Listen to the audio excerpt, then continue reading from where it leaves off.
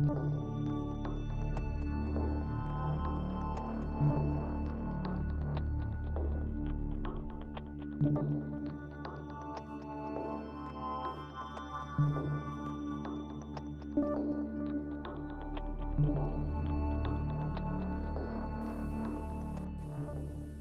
right. I do believe we are live. That's what the countdown's for. Gives It also LinkedIn says a on minute to air. catch up. So It does say on there. So we should be live. Welcome to episode 2 of Shooting the Shit. I brought Stephen Kellogg along. And today we're shooting the shit about custom apps. What are they? What are they in particular as it relates to like Power Automate or Power Platform and some of these sort of self-contained citizen development plays? And maybe when do they apply and wherever it goes from there. So Stephen, you want to introduce yourself for those that don't know? sure, Stephen Kellogg. I'm a founder of Blue Helm Tech, doing fractional. I like to say fractional CTO, CIO, CIEIO, because there's always some new acronym thrown out there. I guess the new one now is CAIO. Oh God, is that a thing? Is That's a VCAIO a thing now? that's a thing now. Okay. That's a All thing right. now. Are they agents or people? I'm really curious about this model. Like, is it? It's a good question. That is a very good question. Yes. Yeah, so I do that. I'm also heavily involved with IR Game, and I am currently the executive director interim at CyberRise. I have a quick squirrel because I just I've been doing Jeff Con for years, but this Yeah, year yeah, we did it under CyberRise. yeah. Um, It's awesome. and like it feels like a small change, but the amount of interaction I got with educators around what is this thing um, was intriguing, and I gave out some contact information to talk through like they're building AI programs in schools. Like how do we teach kids about AI, and how do we teach kids about cybersecurity, which is great at the high school level. Yeah, that's awesome. Super exciting. Um, well, so we had an episode of you or of the game with you in it, Yeah, and we did this like rapid technical demo, and you used Copilot, and we whipped up an app, and within a 30-minute episode, it was pretty cool. And it wasn't done, but it's pretty close, right? I'd say we got 70% of the app done. And for this, I was just thinking, what's the context of that, right? There's a mhm. million and one off-the-shelf SaaS applications for the most ridiculous scenarios you can think of. But when does it make sense to think about, developing an app or Power App around your own workflow and business? Yeah, that's probably could be a full episode in and of itself. But I think in general there are several pieces, especially when you're looking at kind of the Power App, Power Automate side of things. Do you have a one-off process you're trying to enhance internally? Maybe there's a good Power Automate flow you could build to help do that. Do you have a small kind of one-off piece again internally that you want to do? Great. I don't think it's yeah, I mean, you're not going to sit down in Power Apps and say, "Let me build out a full CRM or a full Right. accounting system." Or could you? Probably. Should you? No. Right.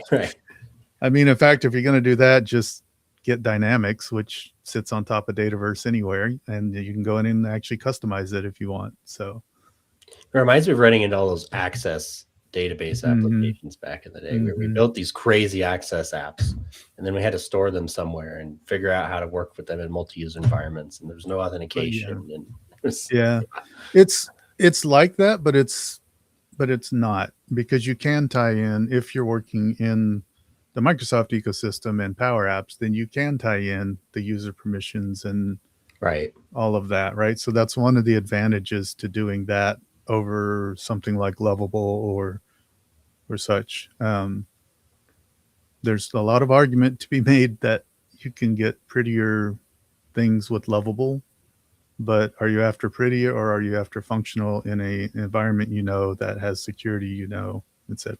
So Well, and if you're in Microsoft, if you're in Microsoft far enough to be thinking about these problems, you're probably in Microsoft. You've got data yeah, in SharePoint, you've got data in yeah, email and Teams, yeah. OneDrive, adding Dataverse, which, I'll have you explain Dataverse in a second because I'll do a terrible job, but adding Dataverse is not much of a leap. And depending on the scope of what you're doing, it doesn't cost a ton of money either. Yeah. So Dataverse is I hate saying it's the equivalent of like SQL Server for Power Apps, but it's not at Right. that full level, but it is that underlying data structure. It's where the tables are, if you're familiar with data structures, right? It's where your table and the data gets stored, and then you access it from the app like you would Well, on the inside. and if you're a beginner, so I've burned tens of millions of tokens writing apps, just trying to learn and build cool stuff, you know. Yeah.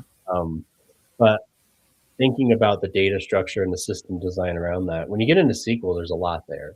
And like Yeah. this is a solved issue that AI is great at, but sometimes it's not. Um, Mhm. and whenever I've interacted with Dataverse, as someone who I have a decent understanding of SQL, I feel like it's SQL with like kid gloves. The data's there, you can relate the data, but you don't have to write all the queries. Yeah, I think that's a decent way to say it. I will also say that if you don't really know what you're doing with data, you can almost double do things in Dataverse. So when you create a table structure in Dataverse, it builds out like primary keys. Right. So you have a unique ID that you can reference and should reference in your app. But a lot of people don't realize that. So like if they're working with, oh, I'm storing the file name, they use that as the primary key. Oh, Well, later on, if you don't think about the context of what you're working in, what if you're building something that is used with multiple client names and they each upload the same file name? Now you've got a conflict because you based it on your file name, not on the unique ID associated with that particular file upload. so then let's go down that rabbit hole a little bit because what you just talked about was system design. Yeah. And system design, a big talking point is software engineers, and are they going to continue to have a job? And we're splitting hairs with developer versus engineer. But when I think of a software engineer nowadays, I think about coding as a task. That's a thing they need to do to accomplish their job, right? It's something that needs to get done. But the bigger picture is, system design. And did you design so that you're using primary keys and indexes so that when you expand, the data is still usable and you don't bog it all down, right? How much does system design play into when you're thinking about like Power Apps? So I think that partly depends on who's behind the screen Sure, for the Power App, right? sure. If I'm doing it, that's a big part of what I'm looking at. But I'm also doing discovery with the client to understand what is the data, where's the flow, what are the inputs. I go way back to my college days. I probably mentioned this Sure. on the other show, but an IPO chart. What's your input? What's your output? Okay, well, how do we build a process to get the inputs to end up the outputs we want? So Well, inputs are bread, peanut butter, and jelly. right. How do you put them together to get a peanut butter and jelly sandwich on the outside, right? That's your input, process, output at a high Right. level. Right. Well, and that's an interesting skill, right? It's Mm-hmm. it's one that you don't often find in managed services as it exists today. Sure. And in the work I'm doing at Pax8 and just conversations I'm having, it's really centered around how do we get partners good at those conversations, right? Business process mapping, Yeah. building those IPO charts, um, So and asking questions that are like, what's the actual business pain so that we can solve it, there you, right? yeah, I think to me, that's one of the often missing pieces from MSPs is they think they know the business, but they really don't know the business, Right. right? They know the IT technical network infrastructure that they've set up for the business. They don't necessarily know here's how data flows through this business. Here are the goals for the business for the upcoming year. Okay, well, how does this app support those goals? Right. As one, should we even make the app? Right. Well, and is there an ROI to that? And that's another Yeah, tricky conversation because we're often not in the books of our client. We don't understand how much an hour of time costs them for Susie and accounting. Um, and it takes time, and you've got to build that business relationship. yeah, And I've kind of framed it in blog posts and in conversations is you want to be the person that the client thinks of, the owner or whatever thinks of when they have a problem, not just a help desk ticket, but a absolutely. problem, Yep. right? And you want to be at that table. You want to be invited to that table. And that takes time and relationship building, but also the skill building of asking the right questions and Hmm. hearing the right answers, right? And making sure you're at the right level, right contact, Right. right? If you are Working with the office manager who may know a lot about the business and may help drive some of the decisions, they may not actually make the decisions, right? So you have to be in the room with the right people who can make the decisions as well to make sure you're aligned. Um, Back to the data structure thing, it depends on who's behind the screen, Right. right? So in the sample we did before, where I showed the hangar management Yeah. piece, I basically that that was a whole different like angle. Like, hey, I was working with Chat GPT saying, here's Right. all my information, help me build a prompt that I can drop in. So one of the things you can do, especially if you're learning, set up a dev environment in Power Apps.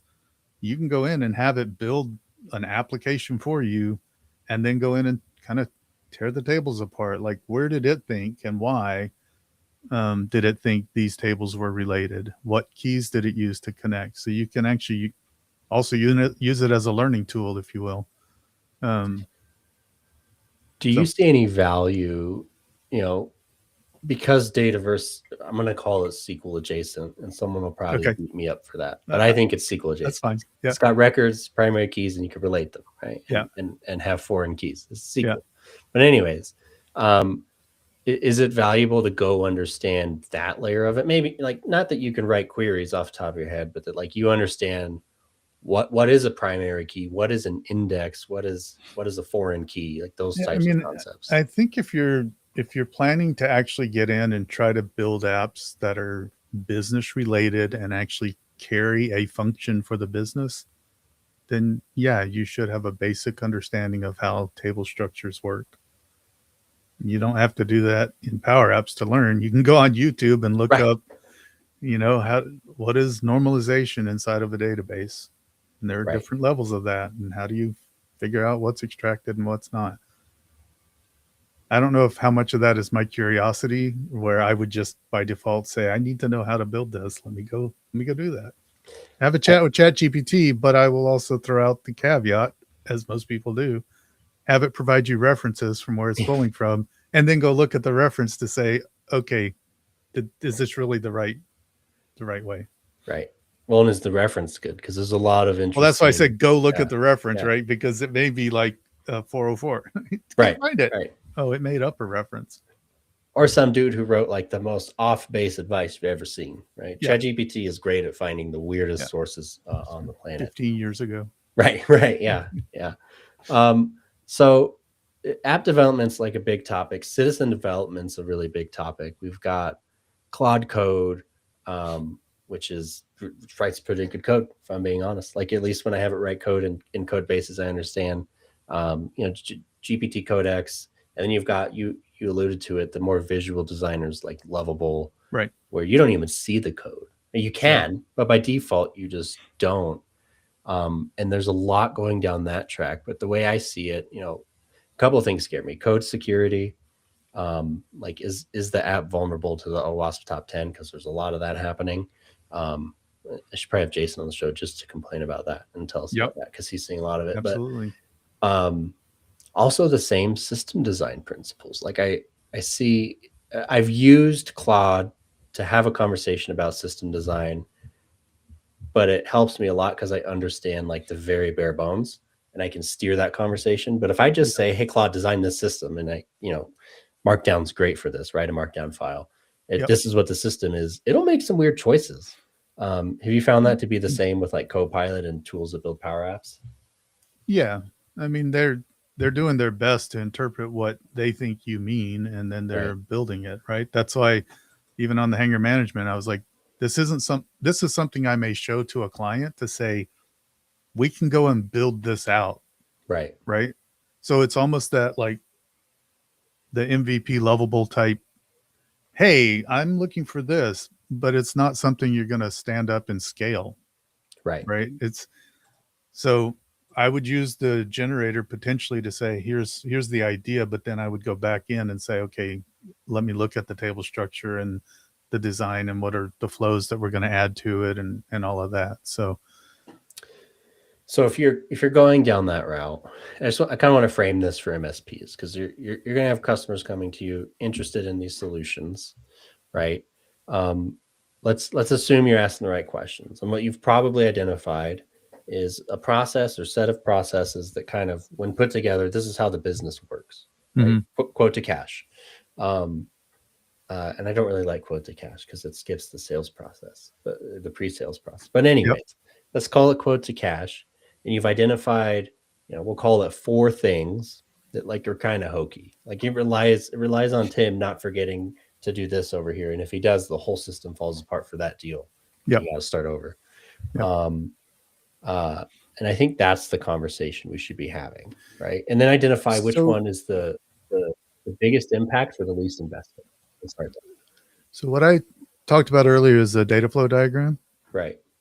And sometimes what I'll do is I'll sit down with the client and say, okay, let's start it at the very beginning, right? Okay, let's say they closed the sale. Then what? Right. Right. There's a whole other, like, if you want to get into like the marketing side and how do they track what they did for that and did the lead generate, blah, blah, blah.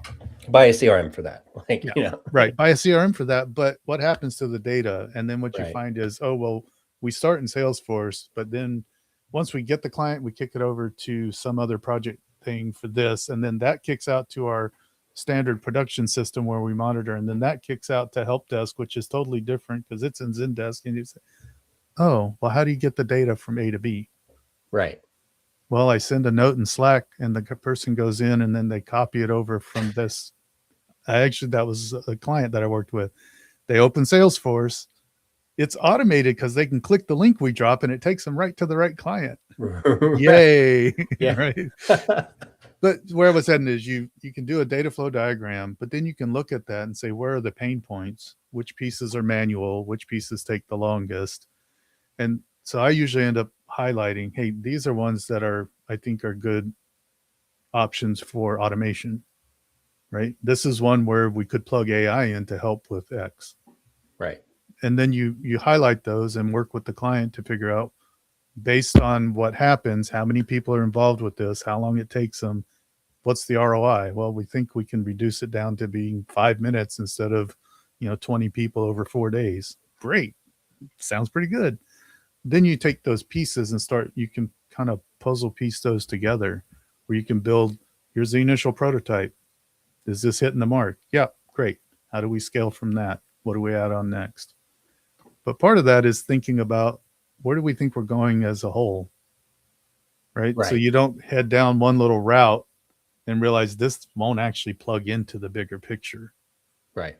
So that's knowing the business, right? We always talk as business owners, like sometimes you're working in the business and sometimes you're working on the business. Right.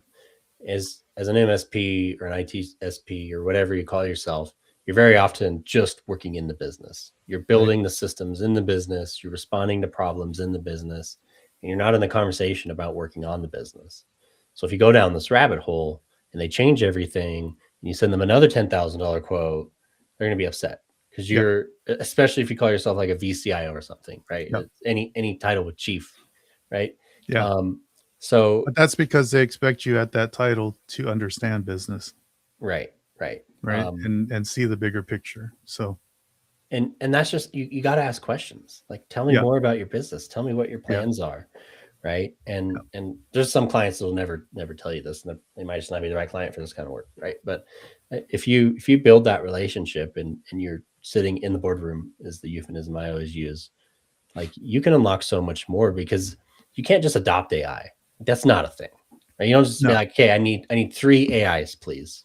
Right. Like you have to have a plan. And to your point, the data has to work. If I have to paste the data into the agent worker every time I want it to do a thing, that's not automated.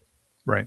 Like that's goofy. So thinking about these very fundamental things, tech debt, data flow, security are all really important, and they require this 30,000 foot view of the business. Right. So the other thing I would push is helping, like, even from an MSP perspective, helping your clients set up a governance board. Yeah. The whole is their compliance, right? Right. So make sure whatever you're building follows suit with whatever compliance is needed. Right. Which may be additional audit logging, it may be alerting on certain things, whatever those pieces are that are needed. But also the company should have policy around what's acceptable use of AI. They should have a governance board that says, hey, we want to implement this new thing that uses AI. This is okay. Well, what data is involved? How's it encrypted or secured? Who has access? What what capabilities does this tool, this agent, whatever you're building, have with the data? All of those things, and then they can say, okay, we agree this can be done. But most people skip that step. They just want AI. It's like, I okay, have 3 AIs. I need 3 of them. I need three of them. Great. Sign here. The other thing, I think, as MSPs or when I do it from a consulting standpoint, they'll start to realize that a lot of people say they want AI, but the first step is just A, getting their hands around the data, Right. B, getting security around the data, and then C, it's automation. It's not even AI. There's no AI in the picture. It's just we need some automation.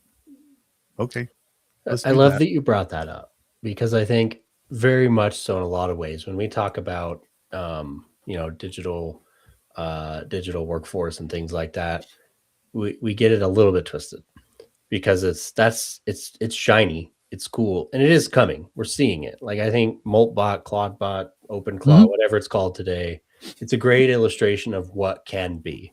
Right? It's terrifying. It's It's a scary absolutely terrifying, illustration, but but yes, it's an illustration of what can be in terms of what it's capable of.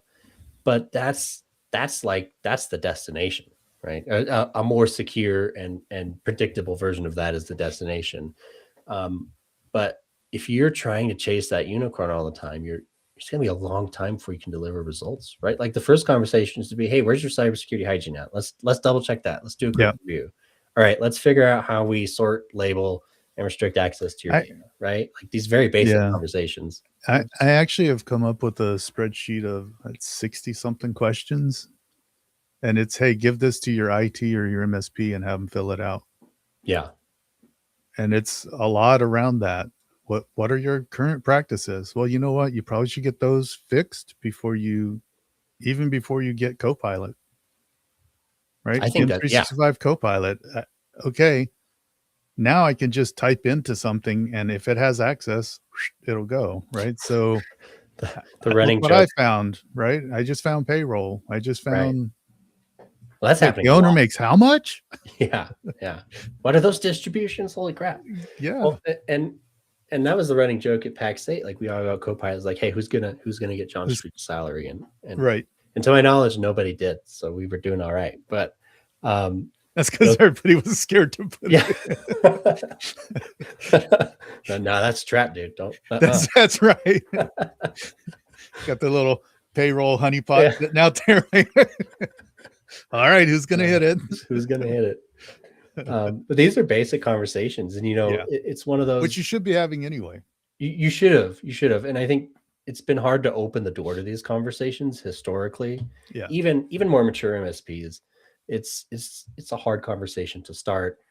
Some clients get defensive and assume you're hunting a win or a sale. yeah. Some clients are paranoid about IP, whatever. But this That unlocks a goes whole to new our opportunity. pre-conversation though, Right, right, right? Because a lot of MSPs are selling their stack. yeah, So even if they have a VCIO, what they're looking for is holes that their stack fills right. so that they can sell it. It's like that's The no glorified salesperson. right, Yeah. right. Anyway, keep going. Sorry.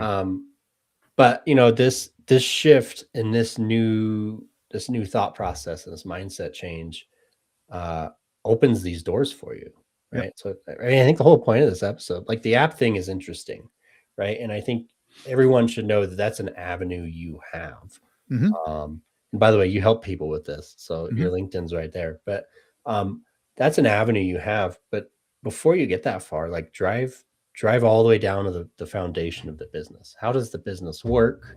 Right? What's the plan? What do you want to do? Are you trying to grow? Are you trying to exit? Are you trying to retire? Like, what do you want to do? Because an owner that wants to exit has a completely different strategy, or should, than one that wants to Yeah. grow and be there.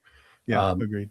you have to understand these things and then Yeah. take that information into your own head and use that as you propose strategic plans, right? And Oh, I then want to be exit by able, 2030, plan yeah. around that.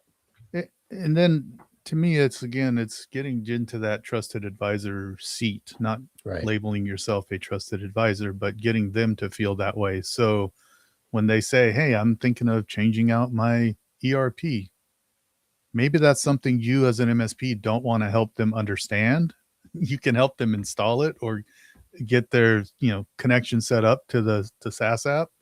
You don't want to configure it to do all that, but okay, well then have somebody you can call in and say, "Hey, I know exactly who we can bring in for this ERP migration."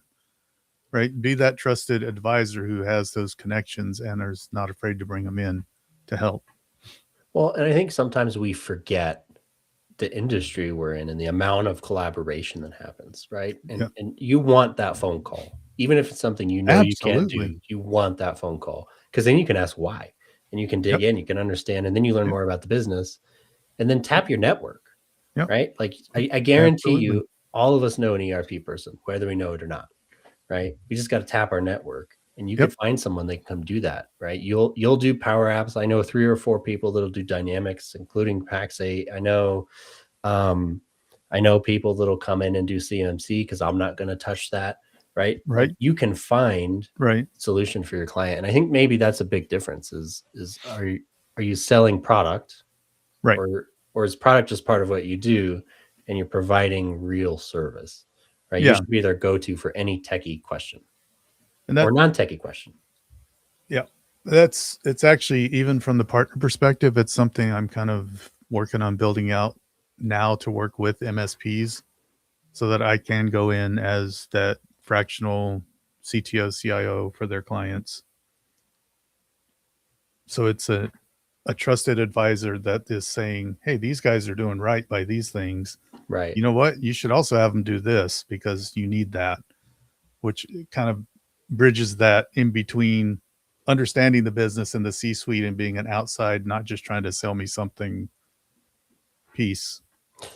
Well, and if your CIOs have been that, and like it's hard to blame anyone because there's a lot of like models and content out there around this is how you build your VCIO practice. Like it's so Agreed. I'm not shitting on anyone, Agreed. but if your VCIOs are salespeople today, if they carry a quota and they're expected to get the new hotness EDR sold, that's a They're a problem. salesperson. They're a Yep. salesperson, and that's going to be a blocker for you trying to get these conversations, right? Providing that level of service, and you Yep. have to rebuild trust, Yep. right? And not be the salesperson anymore. And that takes time and probably frustration and proving it over and over again.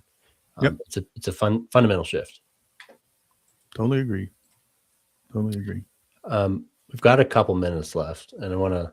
This show's called "Shooting the Shit," not shooting the shit in a straight line, by the way. So I'm going to circle way back to Yeah. this governance board thing, and I really Yeah. like that idea. Chris Hey. Johnson probably really likes that idea, but the idea of like helping clients build governance, not just like data governance or security, but governance. How is the business run now that we're big enough and we have people and stakeholders and different leaders? Governance boards or committees that work on different things is really interesting, and Yeah. that's really transformational if you bring that, right? Yep. Absolutely. Absolutely.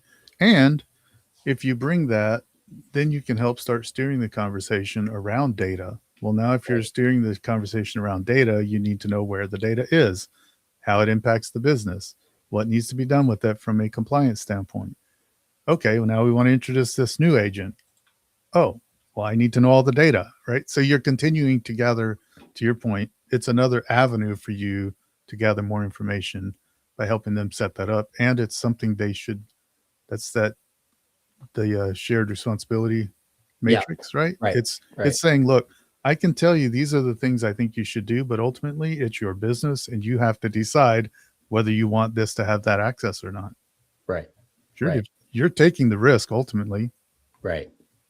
Well, and it provides a lot of defensibility, right? There's very obvious points where defensibility just doesn't exist. No MFA. It's not. It's an indefensible choice in 2026. But when Yep. you think about these nuances of, well, there's a return here on this. Copilot is a great example, right? Copilot unlocks a lot of stuff just by turning it on, Yep. and more importantly, teaching people how to use it. But um, but if you don't do these prerequisite steps of governance and ACLs, or at least like SharePoint restricted search, so Copilot can't see everything, man, are you in for a world of hurt when someone completely innocently types something and sees something they're not supposed to, right? but maybe that's okay with you. Like it might be, especially in a smaller shop. Yep. Like maybe that's just how it works there. Yep. So being open to that and getting in the business like that and saying, hey, you need a board for this, or here's the decision making framework we use in my MSP or my business. You could So apply it to your business. that's where I was going to head next, which is, hey, MSP, make yourself patient zero. Yeah. Right. You're probably, most MSPs, especially as they start growing, they're using some kind of tools for automation, Emibot, Yeah. Roost, something, right? Okay, we'll take those people and say, hey, let's learn Power Automate. That's Yeah. an option, right? They would probably gravitate and do that pretty well. But who's going to have the conversation with your client's business? Have them have that conversation with the MSP business owner. Start giving them that education of, wait, why did you ask that? Right. Oh, Right. okay, maybe if you asked it this way, you'd get this kind of answer. Let's go down that road. So you can help train internally before you go do it with your clients. And There's then you can so much figure out power your in that. own processes and issues. But that means you, as an MSP, have to have your own business goals and say, how does this align to those? Oh, now you're starting to look at a governance board, internal. Right. Do Right. all that internal first. Well, that's real experience. Like, Absolutely. even though it's internal, this person is asking Absolutely. real executive about their real problems. But a Right. lot of times what happens is it's the owner of the company dictating, hey, we're going to Yeah. do this now. We're going to do that now. Well, why? They don't know why. They're just, okay, that's what they said we're doing next. Man, we Flip can the have a whole other switch. call on leadership and why that's just bad leadership. Absolutely. But but we're out of time. Yep.